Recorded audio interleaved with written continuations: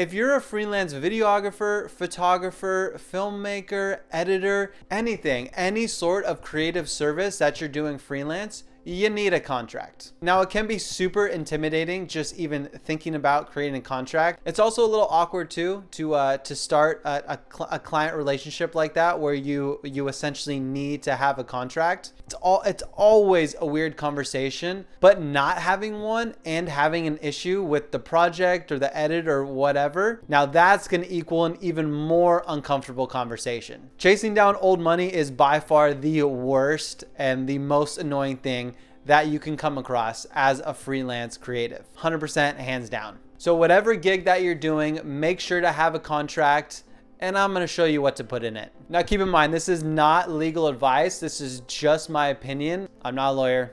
None of this is legal advice. You ready? Let's go.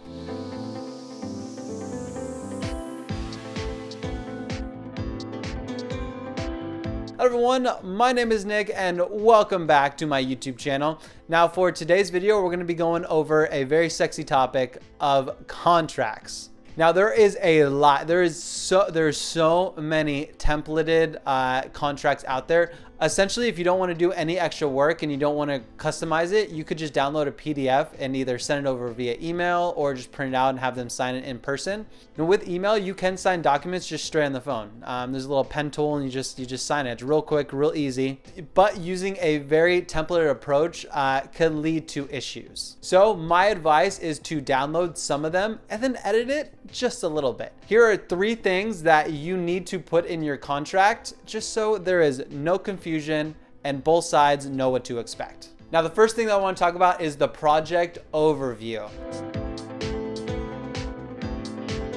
Now, this is super important just so both sides know exactly what to expect. Now, when I say project overview, it's everything that has to do with the project.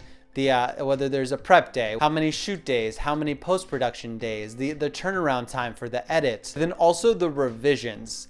I cannot tell you how many times I've had to do multiple small revisions. It just kills time. You have to go back in, restart the project, do some edits, render, upload, like all these things take time. So make sure to account for that. For me, usually we do 3, up to 3 revisions. And that makes it a little more efficient for us as well, because then they just slam all the revisions in one response instead of doing like piece by piece. Now, the editing turnaround times are very, very important. I've had clients that expect the video next day, and then I've also had clients that just kind of just forget about it. So having a deadline on both ends is super important. You also need to add stuff like the date, the location, how many people are in your crew, basically everything. Having the whole plan written down just equals 0 confusion on both sides. So this is the first and one of the most important things to write in your contract, and that is the project overview.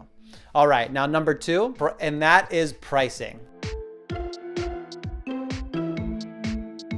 Now, this is definitely the most important thing to put in the contract, just so there is no confusion. Now, it is completely up to you whether you want to have a deposit and then the final payment, whether you want it all up front, all after. That is completely up to you, and I've done it every which way. I've had everything paid up front. I've had everything paid after the project was done. I've had half and half. Now, for me personally, for obvious reasons, I like to get paid up front. But that might not work for every client, and that might not work for you as well. So you got to figure out what works best and then the dates behind it.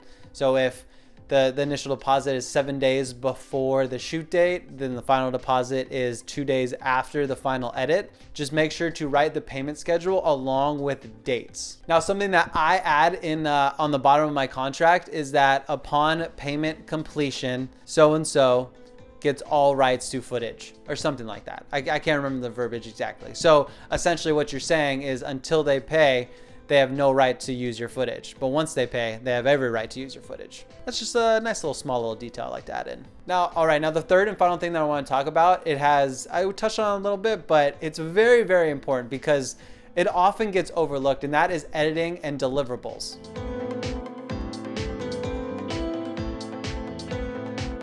Now, we did mention turnaround time a little bit earlier, which is really important to be specific, but deliverables is just as important. Are they looking for a full 5-minute clip, and then multiple little social clips?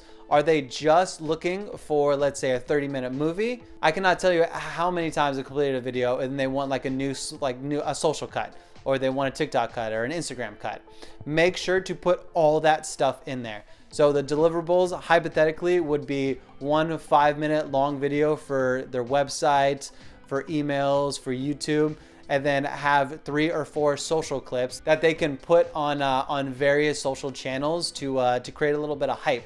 So the deliverables in that would be essentially 4 videos. Now, it is always good to ask for specific specs that they want. Most of the time, they just say, do what you feel is best. But sometimes they need these videos for specific things, like hypothetically for the Instagram feed, and they want it in the square 1080 by 1080.